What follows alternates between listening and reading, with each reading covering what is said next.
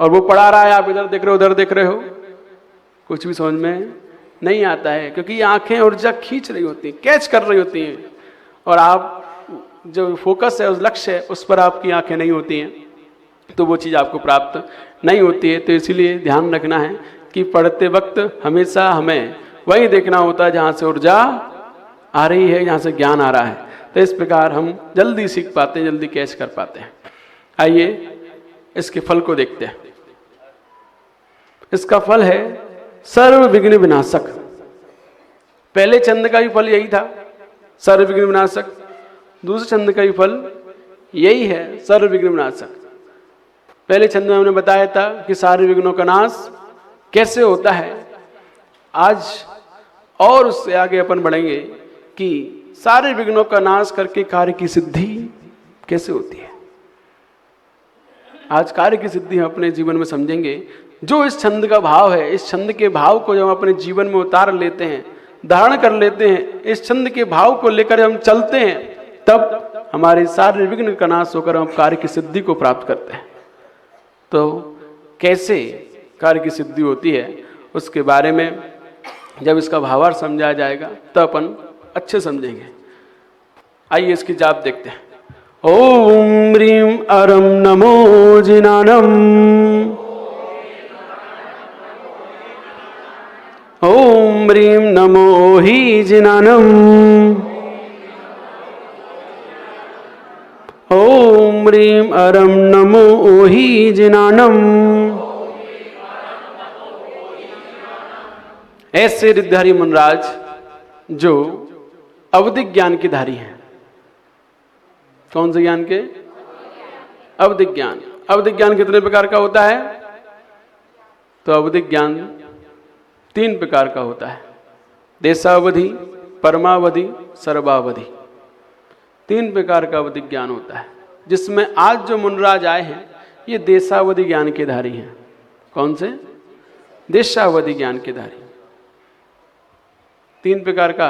और कल आएंगे परमावधि ज्ञान के धारी, परसों आएंगे सर्वावधि ज्ञान के धारी। क्रम क्रम से सब आपके यहाँ आएंगे। आज कौन से आए हैं? देशावधि ज्ञान के धारी। तो देशावधि ज्ञान कितने प्रकार का होता है? तो देशावधि ज्ञान 6 प्रकार का होता है। अवधिक ज्ञान 3 प्रकार के, ये बताए ना, देशावधि, परमावधि, सर्वावधि। जिसमें देशावधि ज्ञान 6 प्रकार का है। कौन कौन से? हीनमान, वर्धमान। एक हीयमान, वर्धमान 2 प्रकार का हो गया। एक अनुगामी, दूसरा अननुगामी। अनुगामी, अननुगामी। तीसरा अवस्थित, अनवस्थित। तो ऐसे 6 प्रकार के हो जाते हैं। देखिए समय की सीमा है, इसलिए आप लोग एक बार में सुने तो अच्छा रहेगा, है ना। हीयमान, वर्धमान, स्थित, अनवस्थित, अनुगामी, अननुगामी। ये 6 प्रकार का देशावधि ज्ञान होता है। हीयमान का मतलब होता है कि एक बार जब अवधि ज्ञान प्राप्त हो गया तो अवधि ज्ञान प्राप्त होने के बाद उनके अंदर विशुद्धि उनकी घटती हुई, विशुद्धि कम हुई, तो वो अवधि ज्ञान भी कम होता चला जाता है। इसे कहते हैं हीयमान अवधि ज्ञान। वर्धमान, जिन्होंने अवधि ज्ञान प्राप्त करने के बाद अपनी विशुद्धि को, अपनी तप, अपने त्याग, तपस्या को और बढ़ाया, और वृद्धिंगत किया, निर्मलता और विशेष बढ़ती गई, तो उनका अवधि ज्ञान कैसा होता है? बढ़ता हुआ होता है। आज यहाँ से नागपुर तक की बात को जान रहे थे, वो उसके आगे फिर अमरावती तक पहुँच गए, अमरावती से अकोला, अकोला से पुणे तक पहुँच गए। तो इस प्रकार वह धीरे धीरे अपने अवधि ज्ञान की सीमा को बढ़ाते जाते हैं। इसे कहते हैं वर्धमान अवधि ज्ञान। तीसरा कौन सा होता है था? अनुगामी। एक होता है जो आज हमें इस भव में अवधि ज्ञान प्राप्त हुआ, ये हमारे साथ अगले भव में भी जाए, इसे कहते हैं अनुगामी अवधि ज्ञान। जो हमारा अनुसरण करता है, हमारे साथ गमन करता है। हमने ये भव छोड़ा, मनुष्य भव छोड़कर हम देव गति में गए या कहीं और गए, तो वहाँ ये साथ हमारे गया, इसे कहते हैं अनुगामी अवधि ज्ञान। अगले भव में साथ जाए, भव तक नहीं, अगले भव में साथ जाए, उसे अनुगामी अवधि ज्ञान कहते हैं। और जो अगले भव में साथ ना जाए, यही छूट जाए फिर मरण हो, उसे अननुगामी अवधिज्ञान कहते हैं, जो हमारे साथ अगले भाव में नहीं गया। एक होता है अवस्थित अवधिज्ञान, एक होता है अनवस्थित अवधिज्ञान। तो अवस्थित अवधिज्ञान मतलब जैसा उन्होंने प्राप्त किया था वैसा ही हमेशा बना रहता है, ना घटता है ना बढ़ता है, इसे कहते हैं अवस्थित। आपने कोई शेयर खरीदे तो शेयर हमेशा वैसे ही रहे, ना घटे ना बढ़े, ये क्या कहलाए? अवस्थित। और एक होता है अनवस्थित, घटते भी रहते हैं और बढ़ते भी रहते हैं, भाव बढ़ा तो बढ़ गए, भाव घटा तो घट गए, ऐसे ही उनका अवधिज्ञान होता है। विशुद्धि बढ़ती है, निर्मलता बढ़ती है तो बढ़ जाता है, और निर्मलता घटती है तो अवधिज्ञान घट जाता है, इसे कहते हैं अनवस्थित। ये 6 प्रकार के अवधिज्ञान के भेद हैं जो देशावधि ज्ञान में पाए जाते हैं। यह मुनिराज उसी देशावधि ज्ञान की धारी हैं। मनुष्य गति में यह अवधिज्ञान तप त्याग तपस्या के माध्यम से प्राप्त होता है, ये फ्री में नहीं मिलता, लेकिन नरक गति में और देव गति में गिफ्टेड है। आप वहाँ जन्म लोगे, जन्म से ही वहाँ आपको गिफ्ट में प्राप्त होता है, कुछ नहीं करना। वहाँ आप उस भव में पहुँचते ही वह भव की योग्यता के अनुसार आपको यह अवधि ज्ञान प्राप्त होता है, इसलिए भव प्रत्यय अवधि ज्ञान उसे बोलते हैं। और यहाँ पर क्षोभशम निमित्त से प्राप्त होता है ना। क्षोभशम जितना ज़्यादा हम बढ़ाते हैं, विशुद्धि जितना बढ़ाते हैं, उतने ज़्यादा हमारा ये अवधि ज्ञान विशेषता से बढ़ता हुआ होता है। पंचम काल में अवधि ज्ञान मुनिराज होते हैं क्या? हाँ, पंचम काल में यहाँ भरत क्षेत्र में, आरखंड में नहीं होते ना? होते हैं। 21 मुनिराजों को अवधि ज्ञान होगा इस पंचम काल में। अरे हम बता रहे ना, कैसे मालूम क्या?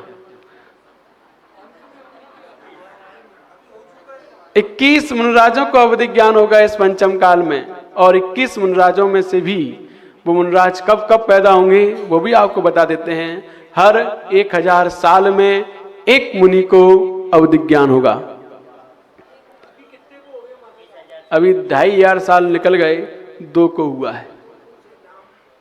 उनके नाम क्या हुआ है कि पंचम काल के बाद केवली भगवान इस धरती पर नहीं रहे तो किसी ने बताए भी नहीं उनके नाम कौन से हैं, है ना। केवली भगवान होते तो बता देते कि 2 कौन कौन से हो चुके हैं, लेकिन वो हुए नहीं पंचम काल में, अब कौन बताएगा? और दूसरा अवधि ज्ञान कोई हुआ नहीं उनके बाद, तो कौन बताएगा किसको हुआ? तो इसीलिए अभी भगवान महावीर को मोक्ष गए 2552 वर्ष हो गए हैं, जिसमें से 3 वर्ष 8 महीने 15 दिन पहले वो मोक्ष चले गए थे।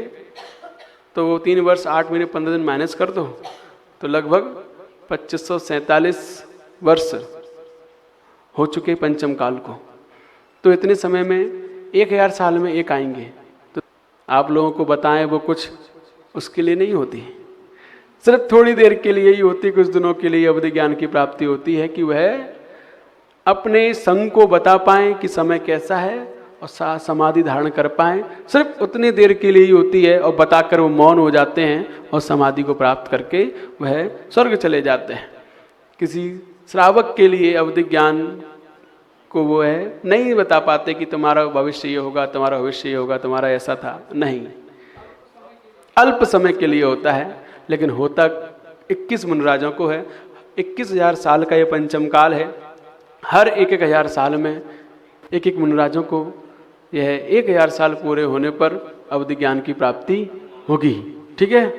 अंतिम मुनिराज जो होंगे, सबसे अंतिम, उनका नाम आगम में वर्णन है, वीरांगज मुनि। वीरांगज मुनि ये अंतिम मुनिराज होंगे। इस अंतिम मुनिराज से अंतिम कल की राजा टैक्स लेगा। इनकी कहानी आती है कि जब एक कल की राजा अपने मंत्री से पूछेगा कि इस दुनिया में ऐसा कौन है जो मेरे अधीन नहीं है, मेरी आज्ञा के अनुसार नहीं चलता है, मैंने संपूर्ण राज्य पर विजय प्राप्त कर ली, संपूर्ण देश पर, ऐसा कोई है इस देश में जो मेरी आज्ञा के अधीन ना हो, जिसमें मेरी आज्ञा ना चलती हो? मंत्री से पूछता है। मंत्री कहते हैं, राजन वैसे तो कोई नहीं है, बस एक दिगंबर मुनिराज ही हैं जो किसी की आज्ञा में नहीं चलते। उनके ऊपर सिर्फ और सिर्फ जिनाज्ञा चलती है, जैन भगवान की आज्ञा रहती है, वो किसी राजा की आज्ञा में नहीं चलते हैं। बोले अच्छा क्यों नहीं चलते हैं? क्योंकि वह स्वाधीन होते हैं, वो किसी से कुछ लेते ही नहीं, तो आज्ञा पालन किसकी क्यों करेंगे? तो क्या करते हैं, वो सिर्फ एक टाइम आहार लेते हैं और आहार लेने के लिए श्रावक के घर जाते हैं। उनके पास भी कुछ नहीं है, श्रावक के यहाँ जाते हैं और श्रावक जो देता है वो लेकर चले आते हैं। बस यही उनकी चर्या है, बाकी वो अपने तब ध्यान में स्वाधीन क्रिया करते हैं। तो अच्छा, तो जब वो आहार लेते हैं उस समय आहार का प्रथम ग्रास टैक्स के रूप में लिया जाए उनसे कि मेरे राज्य में रह रहे हैं तो टैक्स देना पड़ेगा। तो ऐसा नीच राजा होता है। तो जब वह इस प्रकार की आज्ञा देता है तो सैनिक लोग पहुंच जाते हैं मुनराज के आहार के समय, और जब वो अंजलि में पहला ग्रास लेते हैं और पहला ग्रास उनके टैक्स के रूप में उठा लिया जाता है। जैसे ही ग्रास उठाया जाता है मुनराज अंतराय मानकर बैठ जाते हैं और उसी समय उनको अवधि ज्ञान प्रकट होता है और वो जानते हैं कि अब समय आ गया है, पंचम काल का अंत होने वाला है। भगवान आदिनाथ को चौथा काल शुरू होने से 3 महीने, वो 3 साल 8 महीने 15 दिन पहले केवल ज्ञान हो गया था।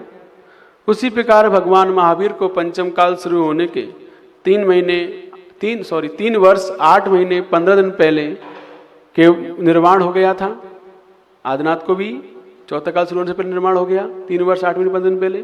महावीर भगवान को भी 3 वर्ष 8 महीने 15 दिन पहले निर्माण हो गया पंचम काल शुरू होने से। ऐसे ही ये अंतिम मुनराज जो होंगे, इनकी भी समाधि उसी दिन 3 वर्ष 8 महीने 15 दिन पहले, छठवें काल के शुरू होने के 3 वर्ष 8 महीने 15 दिन पहले ही अंतिम मुनराज की समाधि हो जाएगी। और उस सुबह समाधि होती है, दोपहर में राजा को मारा जाता है इंद्र के द्वारा। असुर कुमार इंद्र, चमरेंद्र इंद्र, जब उसे पता चलता है कि इस राजा ने मुनराज से टैक्स वसूला है और उनकी उस कारण से क्षुधा, क्योंकि पंचम काल के अंत में तो और ज्यादा क्षुधा सताएगी, अभी अपन सहन नहीं कर पा रहे, इतना हीन शरीर हो गया है, तो आगे चलकर और कितना हीन शरीर होगा।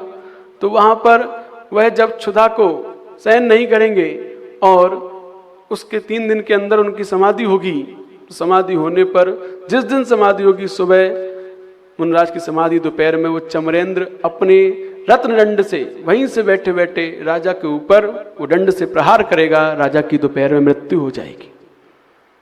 उसका पुत्र चिल्लाएगा कि क्षमा कीजिए, क्षमा कीजिए।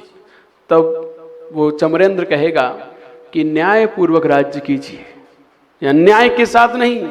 उन मुनराज से कौन टैक्स देता है, इनके पास कुछ है ही नहीं। न्यायपूर्वक राज करो तो तुम भी जिंदा रहोगे। तो क्या हाँ मैं न्यायपूर्वक करूंगा। तो कल्कि राजा का पुत्र उनके सामने क्षमा याचना करता है, तो उसे छोड़ दिया जाता है और कल्कि राजा को मार दिया जाता है। शाम को अग्नि समाप्त हो जाती है। सुबह समाधि मुनराज की, दोपहर में राजा मारा जाता है, शाम को अग्नि समाप्त। उसके बाद इस धरती पर अग्नि जलना बंद हो जाएगी। ये ध्यान रखना, जो लोग ये कहते हैं कि पंचम काल में भावलिंगी मुनराज नहीं होते, ये मूर्ख लोग हैं। क्योंकि जब तक इस धरती पर भावलिंगी मुनराज हैं तब तक ही धरती पर अग्नि जल रही है। जिस दिन आपके जीवन में आप रोटी बनाकर पकाकर खा नहीं पाओगे, उस दिन समझ लेना इस धरती पर भावलिंगी मुनराज नहीं बचे। तब तक आप यही समझना कि धरती पर भावलिंगी मुनराज आज भी हैं, इसीलिए आज ये अग्नि जल रही है। क्योंकि जिस दिन मुनराज की समाधि होगी उसी दिन शाम को अग्नि समाप्त हो जाएगी। उसके बाद इस धरती पर अग्नि नहीं जलेगी जब तक पुनः छठवां काल चालू नहीं होगा। पुनः उत्सर्पणी का वो काल चालू नहीं होगा, तब तक नहीं जलेगी। पूरे छठम काल में अग्नि नहीं होती। 21,000 वर्ष का वो छठम काल है, कोई अग्नि नहीं। वहां सब कैसे खाते हैं? सब कच्चा खाते हैं, कच्चा मांस खाते हैं, सब पशुओं की तरह जीवन जीते हैं। कोई वहां पर इंसानियत नहीं होती एक दूसरे के प्रति। हाँ, एक एक हाथ के, एक फुट के जीव होते हैं वो। तो इस प्रकार और नग्न रहते हैं सब। कोई मकान ऐसे नहीं रहते जैसे आज अपन लोग मकान बना के रहते, कुछ नहीं। जैसे आज जानवर रहते ना, ऐसे ही वो लोग रहते हैं। कोई की वहां पत्नियां नहीं होती, जैसे आज शादी विवाह होता है, वहां कुछ नहीं होता। जैसे आज जानवर रहते हैं किसी कोई पत्नी नहीं, स्वच्छंद है, जिसके साथ जिसको रहना रहो, नहीं रहना चाहो। ऐसे ही उस छठवें काल में लोग होते हैं, वहां कोई नियम धर्म नहीं, कोई कुछ नहीं, पशु तुल्य आचरण होता है। तो इसलिए हमें ऐसे काल में नहीं जाना है। हमें शीघ्र इन दुखों से छुटकारा पाने के लिए अपने जीवन में नियम संयम का आचरण करना चाहिए, जिससे कि हम स्वर्ग जाएं। और स्वर्ग में जब तक छठवां काल है तब तक अपना काल निकाल कर फिर चौथा काल शुरू होता है, इस धरती पर पुनः आ जाएं। तो इतना समय निकालने के लिए उतनी आयु अधिक से अधिक कहाँ मिलती है? स्वर्ग में। तो जो व्यक्ति व्रत नियम संयम के साथ जीता है वह इस पंचम काल में दोबारा जन्म नहीं लेगा और आगे भी छठवें काल में भी उसका जन्म नहीं होगा। वो आएगा तो सीधे अपनी बड़ी लंबी आयु को प्राप्त भोग कर चौथे काल में ही धरती पर आएगा। फिर वह तीर्थंकरों का, रिद्धहरि मुनराजों का, जिनके बारे में आज हम पढ़ रहे हैं, उनको प्राप्त करके सम्यक ज्ञान को धारण करके निर्वाण को प्राप्त हो जाएगा। तो इसीलिए आपको बचना है ना छठवें काल से, तो हमें व्रत नियम संयम के साथ जीना प्रारंभ कर दो। बाजार का भोजन छोड़कर शुद्ध जल का नियम ले लो, तो आप सब नियम से स्वर्ग जाएंगे।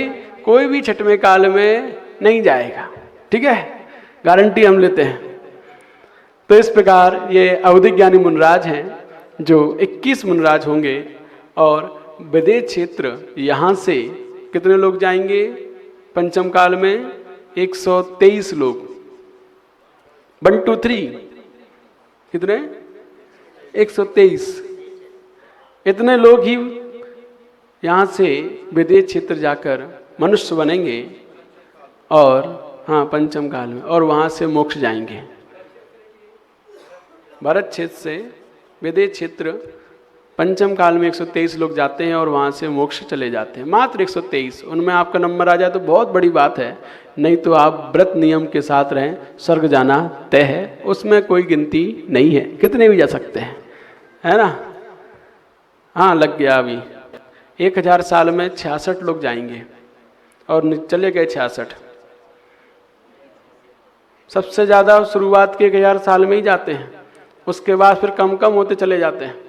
तो सबसे ज़्यादा तो 66 गए, लगभग 50% लोग गए और 85% बचे हैं, और उसमें भी तुम्हारा नंबर पता नहीं आएगा, नहीं आएगा। तो इसीलिए हमें अपने जीवन में व्रत नियम संयम के साथ रहना है, जिससे कि हम यहाँ ना जा सके तो कम से कम स्वर्ग में जाकर सुख चैन से अपना समय निकाल कर फिर धरती पर आकर मुनि बनकर निर्वाण को प्राप्त करेंगे। ये भाव के साथ हमें नियम संयम के साथ रहना, नहीं तो बाद में बहुत बुरी दशा होने वाली है। सोच के ही रूह कांप जाती है, जब भोगेंगे तो क्या होगा।